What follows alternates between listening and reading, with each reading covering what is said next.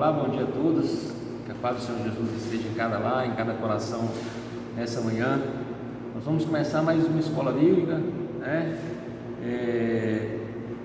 Nós passamos aí mais umas 2 semanas sem ter o estudo do nosso livro, né? Em detrimento à Santa Ceia, que ocorreu na semana retrasada. Na semana passada nós passamos, foi um vídeo, né? Uma palavra mais voltada para missões. E hoje nós estamos retornando aí com a nossa escola bíblica normal. Lembrando, né, nossa lição bíblica sobre batalha espiritual. Na última semana nós fizemos um resumo do capítulo 1, do capítulo 2, né, dando o capítulo 1 um resumo geral sobre essa questão da batalha espiritual. No capítulo 2 nós já entramos mais sobre falar dos anjos, né, a beleza do mundo, né, sobrenatural. E hoje nós vamos falar sobre a natureza dos demônios. Para você que não viu a primeira aula sobre os anjos e esse resumo que nós fizemos sobre o que nós estamos estudando aqui hoje, né? Vai lá, acessa o YouTube lá da igreja. Eu vou colocar, antes de postar esse vídeo, aí em cima vai ter um vídeo da aula anterior, só para você, né? Para quem não viu ou quem tiver interesse, para poder ver a aula passada. Então nós vamos começar hoje a lição 3. Mais uma vez, pega a sua caneta, pega um papel, um lápis, alguma coisa para você poder anotar, né? De vez em quando eu vou olhar aqui para o lado aqui, porque eu vou estar com o meu notebook aqui para nos auxiliar. Bom, nós falamos na aula passada sobre a natureza dos anjos, né, e a beleza do mundo espiritual. Hoje nós vamos falar sobre a natureza dos demônios. Bom, o que são os demônios? Os demônios nada mais do que são, na verdade, anjos, só que são anjos caídos. E hoje nós vamos citar 2 textos bíblicos, né? Nós vamos basicamente aqui estudar praticamente 2 textos bíblicos, né? Nós vamos focar em 2 textos bíblicos a respeito sobre essa queda dos anjos, né? O porquê que ela aconteceu, e também falar um pouco sobre a natureza desses demônios e um pouco também sobre as palavras, né, as nomenclaturas que nós falamos a respeito dos demônios, capeta, Satanás, o que significa isso, ok? Então vamos abrir a palavra de Deus, você que está aí com a Bíblia, em Apocalipse capítulo 12, do versículo 7 ao versículo 10,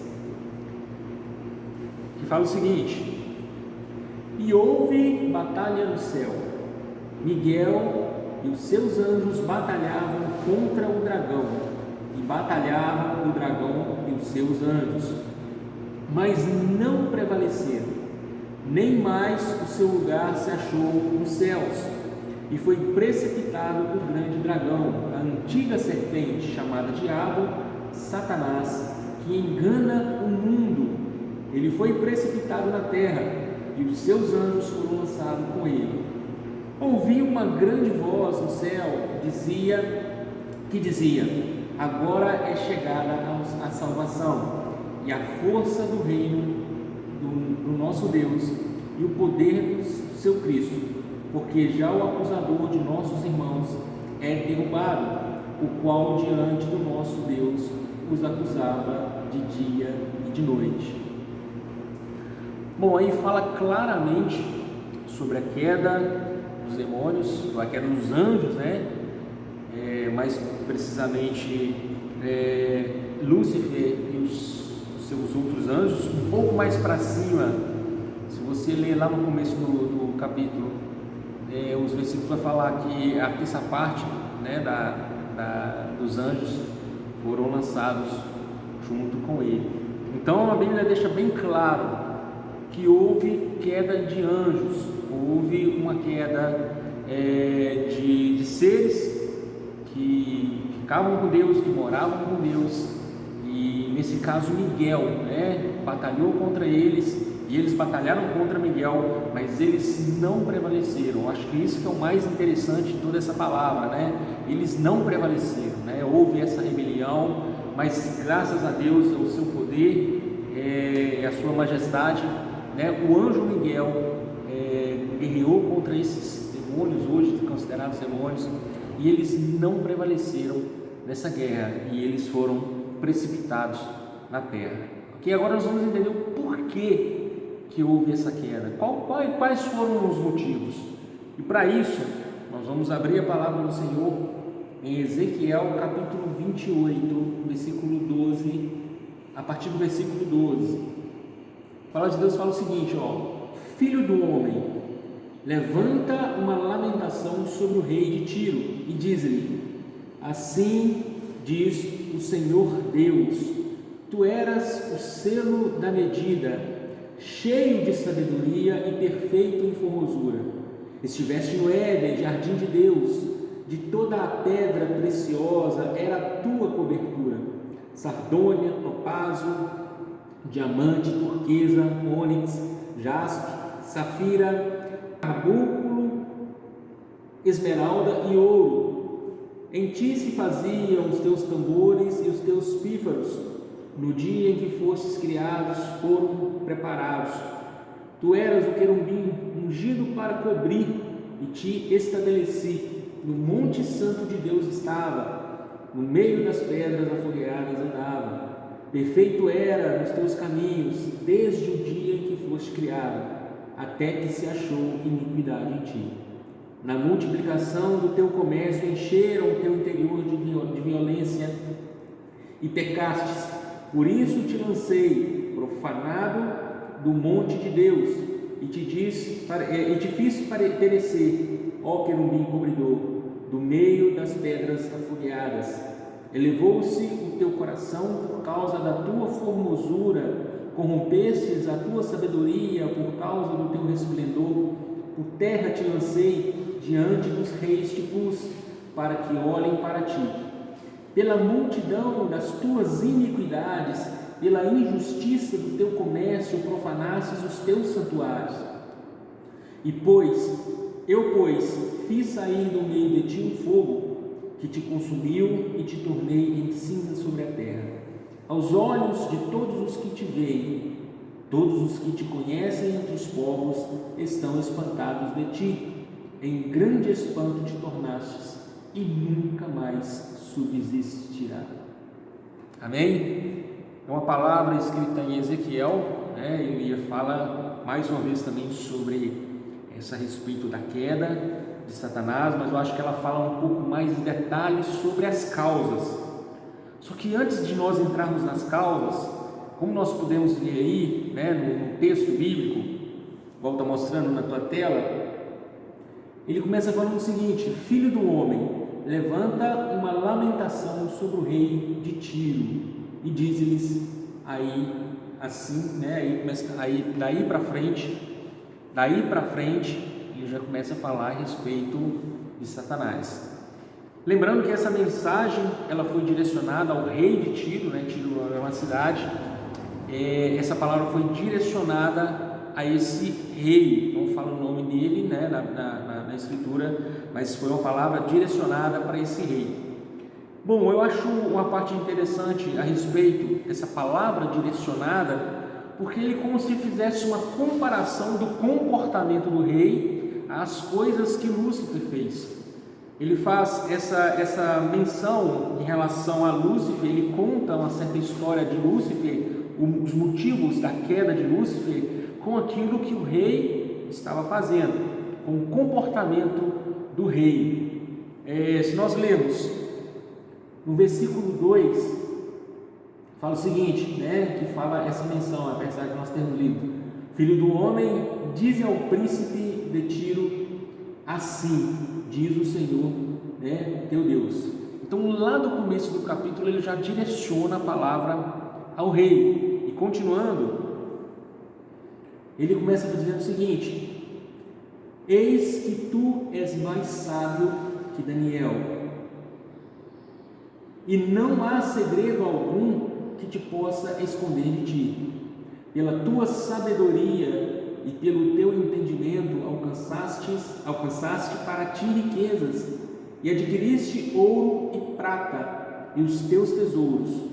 Pela extensão da sua sabedoria, no teu comércio aumentaste as tuas riquezas, e eleva-se o teu coração por causa das tuas riquezas. Nesse ponto, desse trecho aí, isso vem uma explicação, né, nesses primeiros versículos, a partir do versículo 2, 3, 4 e 5, o porquê dessa comparação e o porquê dessa palavra, né, está sendo direcionada ao príncipe de Tiro, né? Então a palavra de Deus, ela faz uma comparação. Olha, você era um cara esperto, você tinha muita sabedoria, né? Você conquistou muitas coisas através da sua sabedoria. Ele faz até uma comparação em relação, né, ao profeta Daniel, se não me engano. Você era mais inteligente, você mais sábio do que Daniel. Ou seja, ele elogia, né, esse príncipe de Tiro. Ele faz ele tipo exalta, né, essas qualidades que o rei tinha.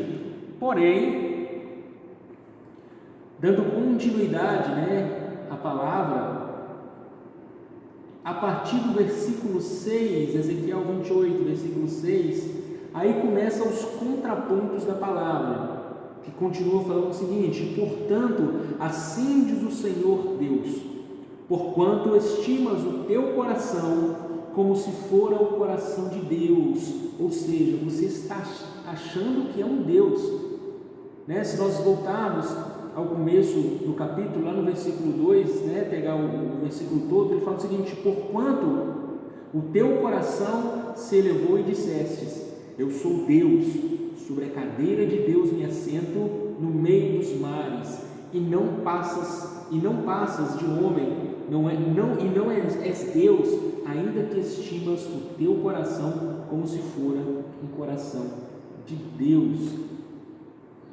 Algo assim que acontece muito com o ser humano, que nós recebemos uma dádiva, nós temos às vezes as nossas qualidades, nós temos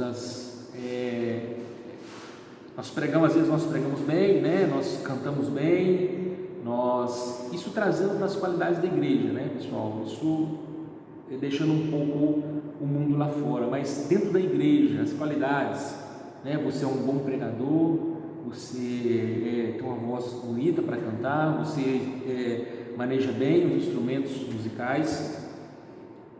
Só que nós não podemos deixar acontecer o que aconteceu com esse príncipe de Tiro, esse cara que governava lá em Tiro. Ele deixou que essas coisas entrassem no coração dele, e aí veio a soberba. Algo que Deus abomina é a soberba. E foram as mesmas coisas que entraram dentro do coração de Lúcifer. Foram as mesmas coisas que Lúcifer deixou entrar dentro do seu coração.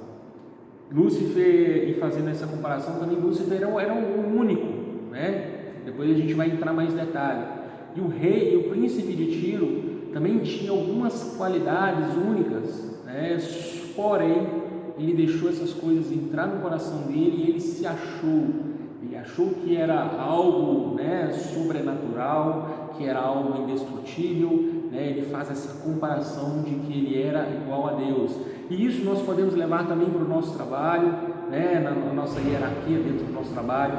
E isso também te leva a meditar em relação à sua inferioridade.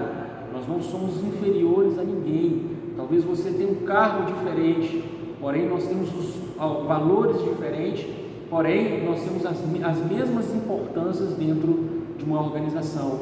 Não se sinta inferior, né, e muito menos se sinta, né, deixe que a soberba entre no teu coração, e para que faça você se sentir superior a alguém, faça você se sinta algo assim extraordinário, né, em qualquer lugar que você esteja. Deus sempre cobra de nós a respeito da humildade. Quando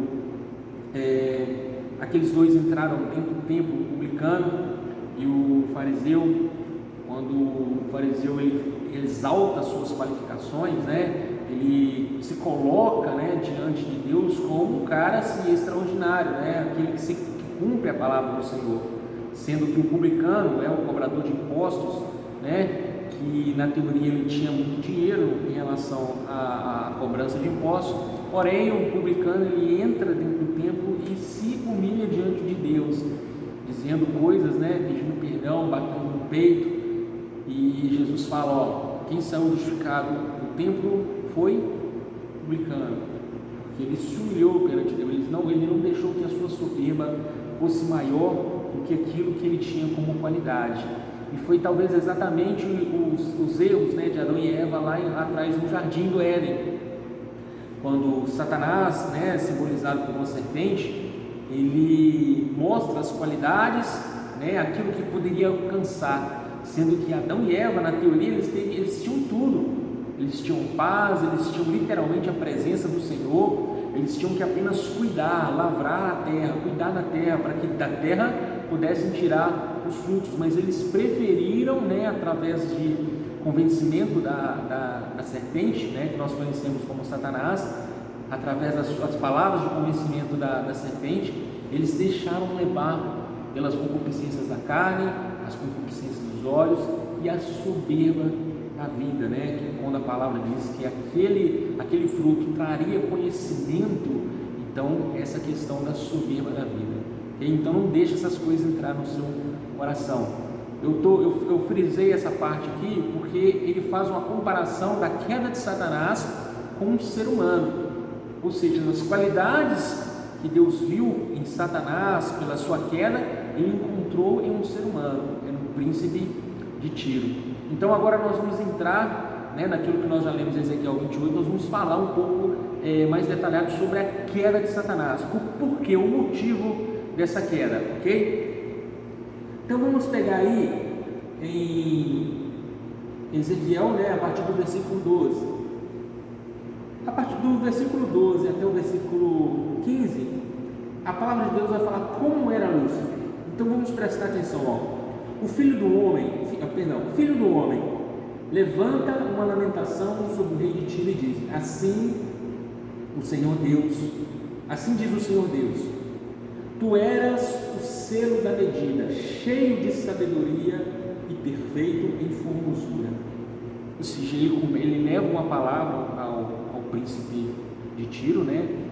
ao rei de Tiro, e começa a fazer aí, após uma comparação de como era Satanás.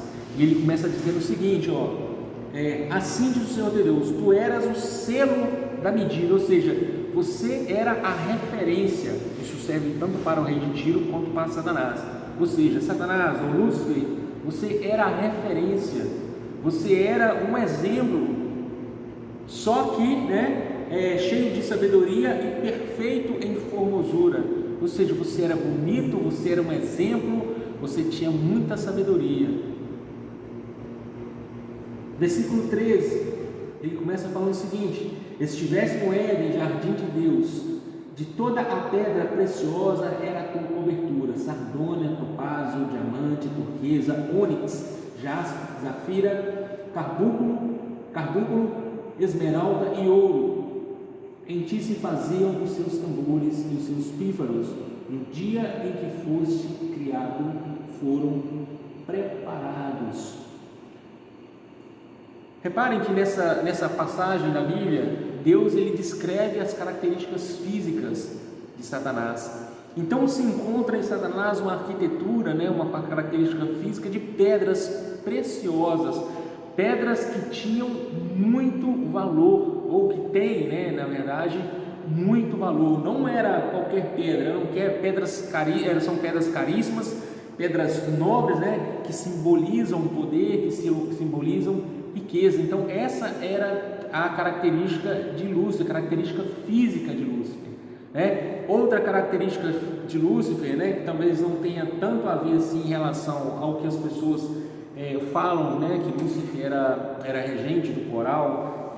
Se eu não me engano, não existe um trecho na Bíblia que deixa claro isso, mas por ele ser formado de tambores e pífaros, instrumentos, né, de música, eles acreditam, né, que era um dos regentes do coral, né, celeste.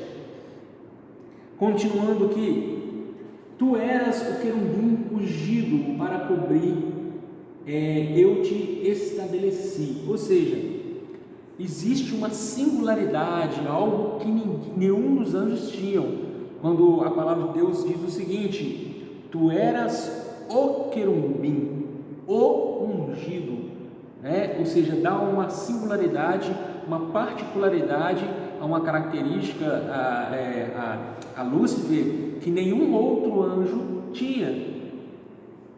No Monte Santo de Deus estavas no meio das pedras afogueadas, andavas.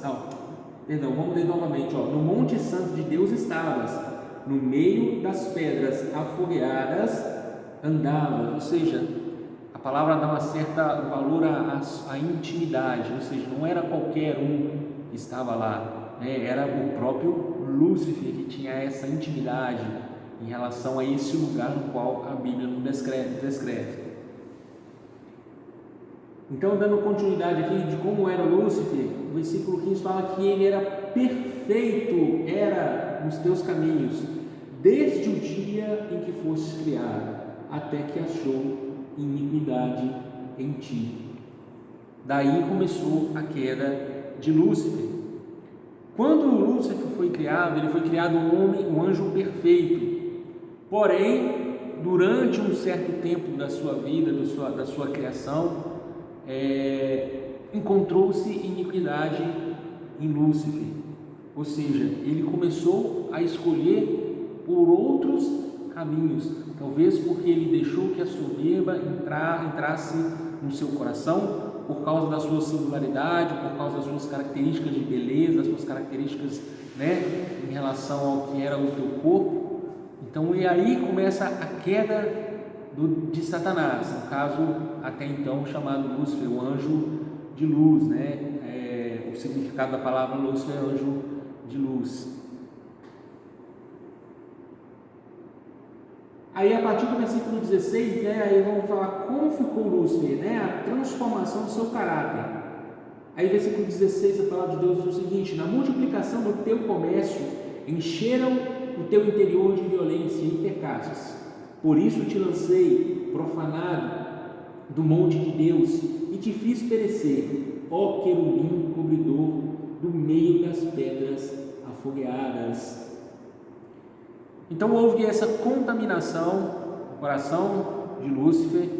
Então houve essa perda de intimidade no qual Deus havia com Lúcifer, porque o pecado entrou no coração de Lúcifer, né? Ele começou a fazer coisas que não eram de acordo com aquilo que Deus estava propondo no coração dele, o próprio Deus. E às vezes nós olhamos, né, algo que vemos belo, nós damos crédito a algo, né, belo, algo que tem muita sabedoria, algo que aos nossos olhos nós não conseguimos talvez achar a corrupção. Mas nesse caso com Lúcifer foi algo assim, em que ele mesmo, né, desde quando ele foi criado, ou seja, no começo, havia perfeição em Lúcifer. Porém, durante a sua caminhada, ele se deixou corromper por coisas que não agradavam a Deus. Então houve a necessidade, porque Deus não concorda com o pecado, Deus não faz pacto com coisas, né, pecaminosas, aquilo que nós entendemos como pecado, tudo aquilo que denigre, né, a palavra de Deus, né, o caráter de Deus. Então Deus ele não faz acordo com o pecado.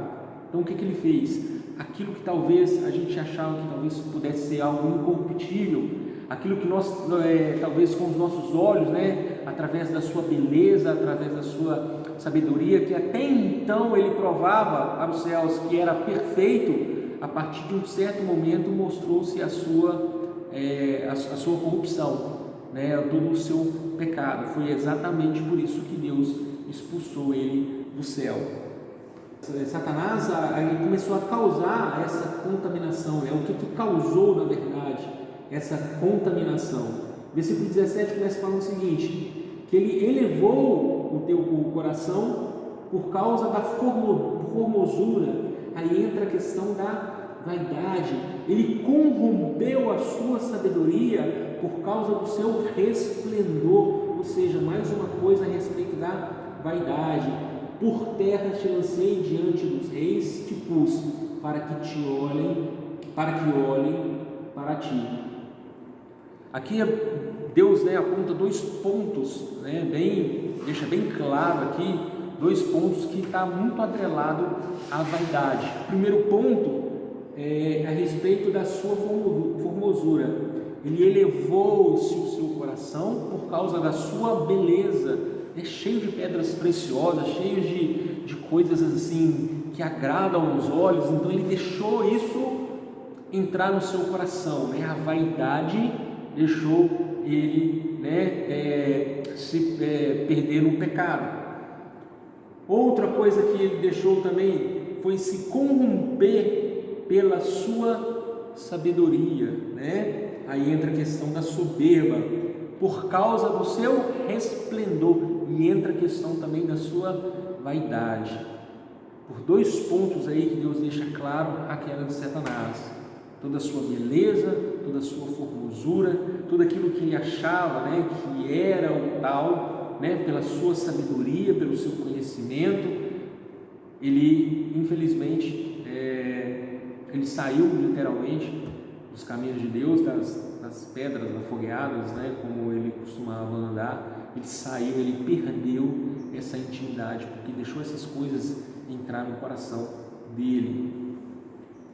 Versículo 18: pela multidão das tuas iniquidades, pela injustiça do teu comércio, profanastes os teus santuários.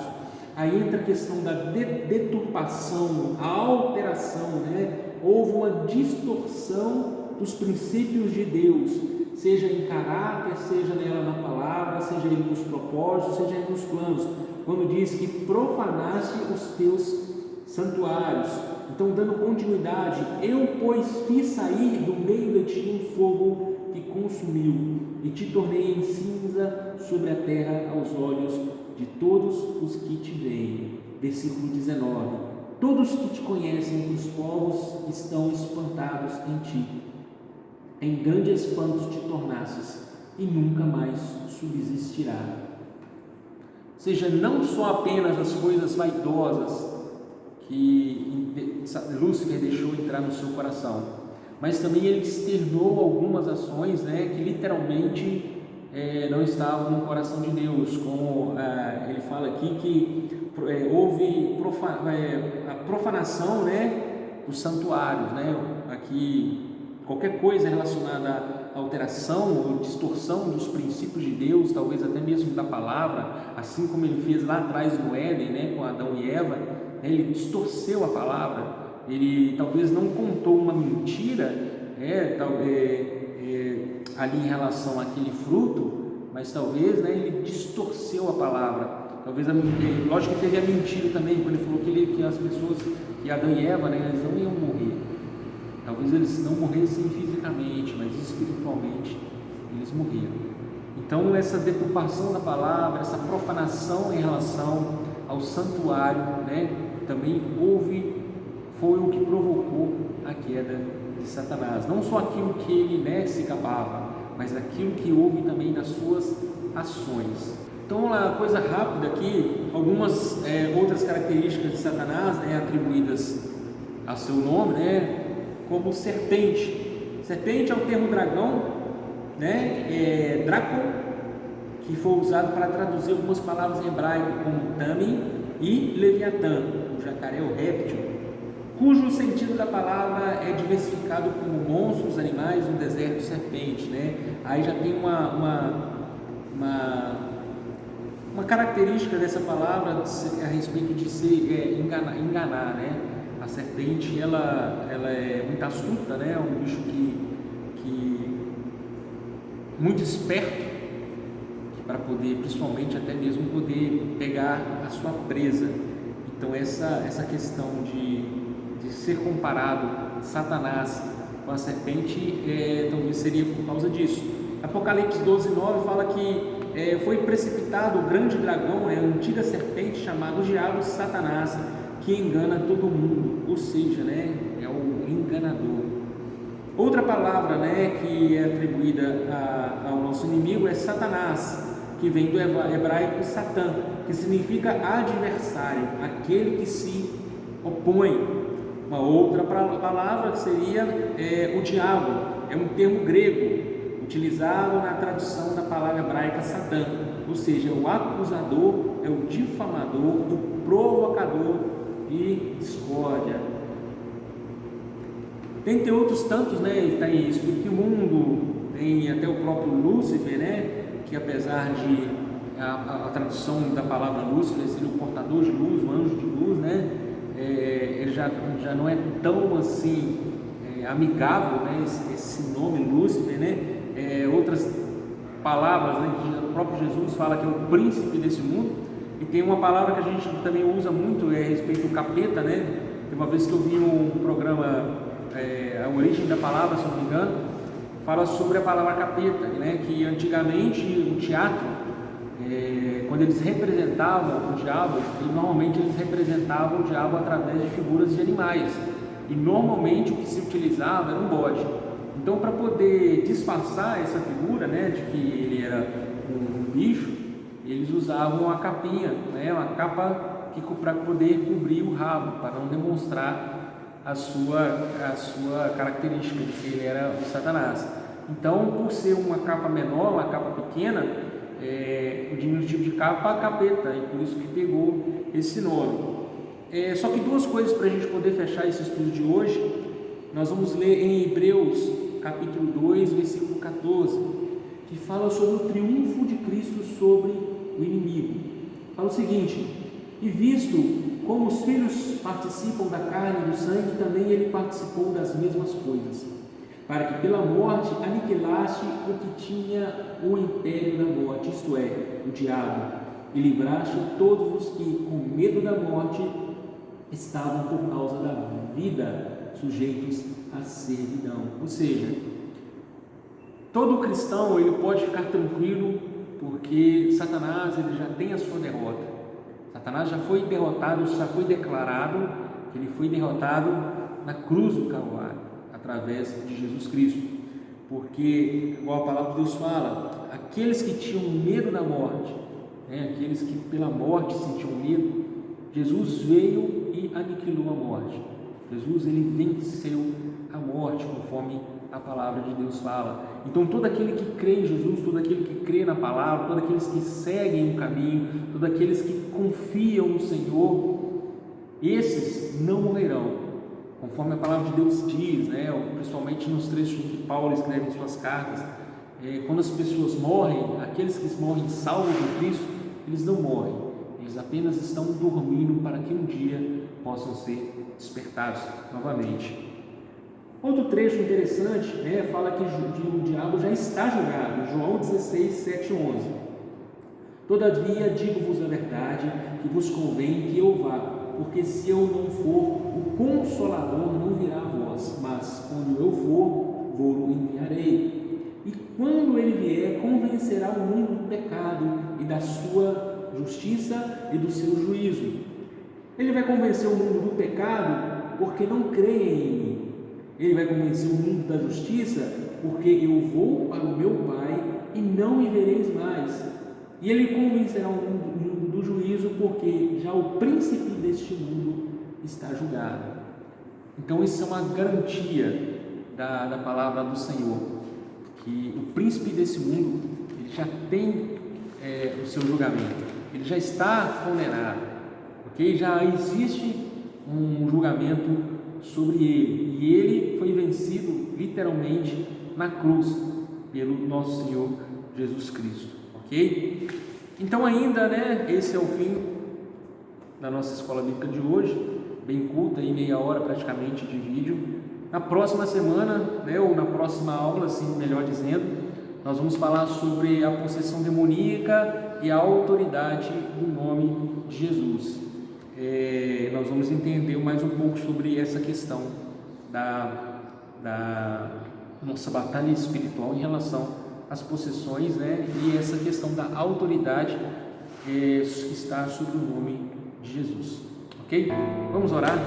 Senhor Deus, obrigado mais uma vez por esse momento que o Senhor permitiu que nós vivêssemos aqui hoje. Eu te peço, ó Pai, em nome de Jesus, que essa palavra, que esse estudo, Senhor, possa servir, ó Pai, de alimento a cada um desses que estão nos vendo, que estão nos escutando, que estão, ó Pai, de alguma forma, vendo esse estudo. Eu te peço em nome de Jesus que as tuas mãos estejam sobre essas famílias, estejam sobre essas vidas, e que esse conhecimento, Pai, assim como a tua palavra diz que a verdade nos liberta, seja uma verdade, Senhor, em cada coração, seja uma libertação, Senhor, em cada coração, para que quando, Pai, for necessário essa guerra, e nós estamos numa guerra, nós podemos sair triunfados, nós possamos sair vitoriosos, em nome de Jesus, porque a tua palavra é a verdade e ela liberta. E nós aqui, ó Pai, nós não fazemos mais nada além do que pregar a tua palavra, e que assim seja, em nome de Jesus. Amém. E graças a Deus, que Deus abençoe vocês. Amém.